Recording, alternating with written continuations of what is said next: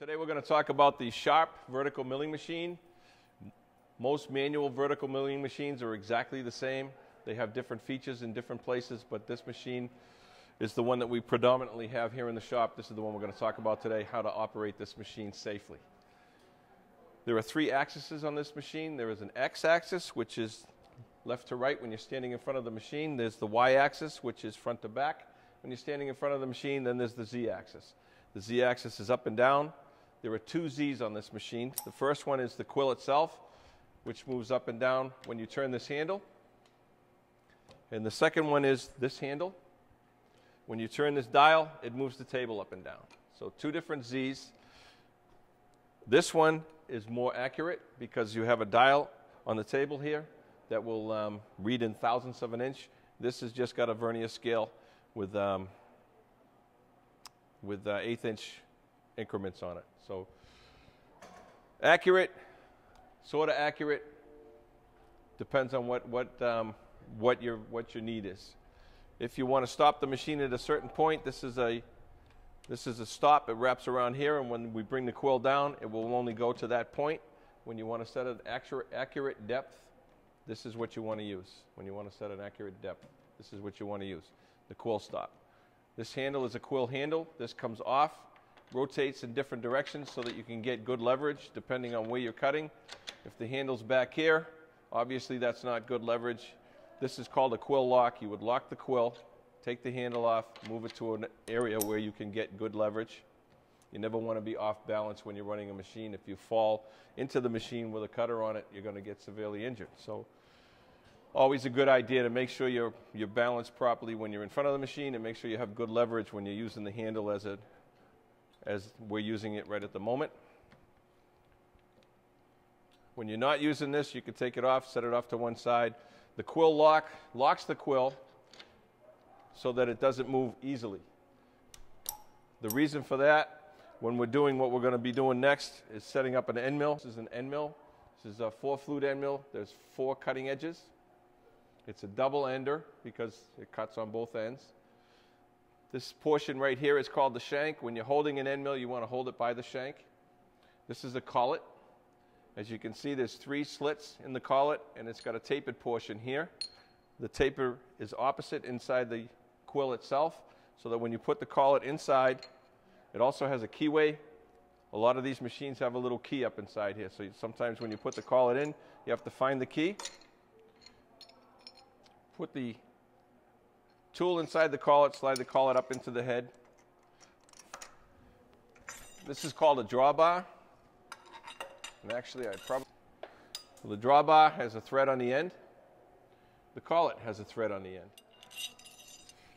Drawbar runs down through the center of the quill. Slide the collet up inside, find the keyway, turn the drawbar till it's hand tight. When it's hand tight, hold the tool. This is the handle for the vise. It's also a good wrench. It fits right over the top of this hex. When you get this snug, you can let go of the tool. So we grab the brake.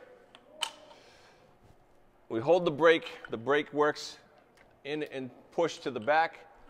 And you want to turn this as tight as you can get it. If the tooling's not solidly held by the collet, then there's a chance it's going to pull out of the collet while you're machining. The quill should be locked. So you push it all the way to the top, lock the quill good and tight so it doesn't move on you. When you turn the machine on, all of our tooling is a clockwise rotation, so we want to make sure that we're spinning the right way. How do I do that? When I turn the machine on, there are a few ways I can check rotation. One is visual, which that's going way too fast. I can't visually see that it's spinning the right way. The other one is a finger test. As you can see, I've got all my fingers hidden behind my thumb, but this one, and I'm going to very gently touch the side of the machine on the left. And if it's pushing my finger back at me, which it's doing right now, then I'm going the wrong way. I stop the machine, and then I turn the switch in the other direction. And now if I want to double check it, again, I can do the finger test. As you can see, my finger's nowhere near that cutter. It's up the top of the spindle here where I can get an accurate read on which way the spindle's spinning, but my hand is never in danger of getting cut. So stop the machine. We use the brake to stop the cutter. This is called an RPM gauge. There's an outside gauge that's smaller numbers, an inside gauge that's larger numbers. This little notch right here tells us where we are. This handle tells us whether we're in high range or low range. So high range is the higher numbers, low range is the lower numbers. Right now I'm in high. This particular cutter we want to run at 380 RPM. There is no 380 in the high range, so we need to go to low. How do I get to low? I take this handle and I push it in. There's a pin on the end of this lever that has a spring on it. So when I push this handle in, I can move it back. I pull it out, I let go, and now I'm in low range. When I turn the machine on, the cutter's spinning. Check the rotation. I can see it, but I'm going to check it anyway with my finger. It's spinning the correct way. Now I'm going to turn the handle. The way I change the speed on this is a variable speed pulley. So I turn this handle. It turns the dial here.